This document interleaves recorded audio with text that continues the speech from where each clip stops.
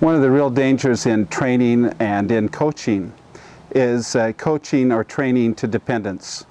And as you help others grow and learn, one of the things that you're going to want to make sure is that you coach to independence. And what you see on this slide are some guidelines to help you ensure that those people that you coach don't become dependent upon you. The last thing that you want is for them to feel such a dependence that they're looking to you to ensure all of their growth and progress.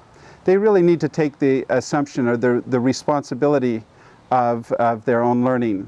And so the first thing that has to happen is that learners need to have their expectations set. That is, they need to understand that it's their responsibility to be independent learners. Now, it's not just your responsibility to make sure that that happens. Actually, it's primarily the responsibility of managers to make sure that the expectation is set that all learners are responsible for their own learning. But you can reinforce that, and you can make sure that that understanding is continually being reinforced. Secondly, there's the notion of ramping up and ramping down according to learning dispositions. Now, we're going to talk about learning dispositions in a later slide. But as you move along, you may begin in the coaching process to be very structured and working very closely and answering questions and supporting people. But as you move along, you want to ramp down your control of their learning, and you want to encourage them to take greater interest in their own learning and greater charge of their own learning.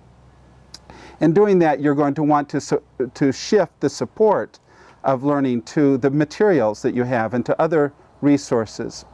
Now, the notion of redirecting bonding. Anytime that you help a person, there's a subtle bonding that takes place where they say, you know, this is a great person who has helped me. And that's a good thing. You want to be helpful. But you also want to make sure that as you move along that you don't create such a relationship that they look to you and nowhere else.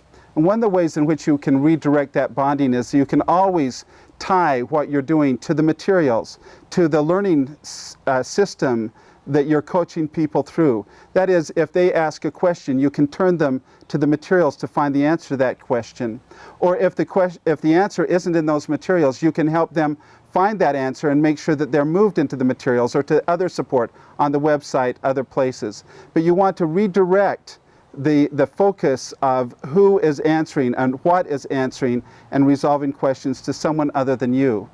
Always being helpful, always being caring, but redirecting that bonding wherever you can. And then the whole notion of self-evaluation. When people can evaluate their own performance, they'll continually grow. And so you want to give them the eyes to see, to be able to recognize their own growth and performance as you coach to independence. And finally, they should be tracking their own growth. They should be taking charge of what they do in the learning process. And the coaching approach that we're taking allows that to happen.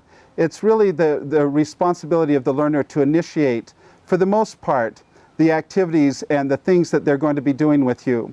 But you need to be watching carefully because you are ultimately responsible for doing all that you can to make sure that this person masters what they need to master and can apply it to their own work environment.